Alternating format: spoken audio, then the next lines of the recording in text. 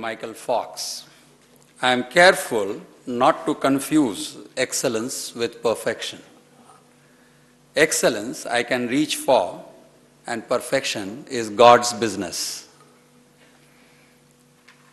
Excellence being a journey, one has to keep perfecting. Yardstick for what is perfect keeps changing.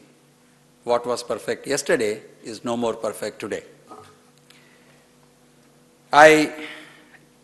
This feeling, this expression has been shared by Marshall McLuhan, who was a Canadian social reformer and writer. It is the framework which changes with each new technology and not just the picture within the frame. So the essence of excellence remains same. It doesn't matter what name you call it for. With constantly changing framework, to what extent one can rely on the framework is the key question, which I am hopeful the panel would try to address. How much of importance one should give to the framework? Do individuals who are excellent pay attention to framework? I don't know.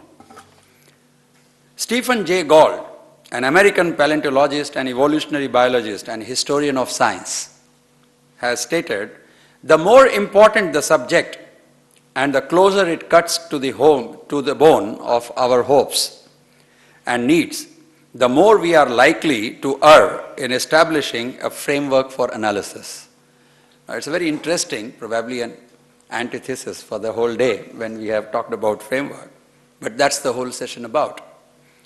When excellence is engineered into individual, team, and organization, one lands into a great new world of its own, which continues to be part of the ecosystem or possibly an enlarged ecosystem. I welcome the panel and pass on this session to Mr. Shankaran with these questions and a quote from the Yoga Sutras of Patanjali. When you are inspired by some great purpose, some extraordinary project, all your thoughts break their bounds. Your mind transcends limitations and your consciousness expands in every direction.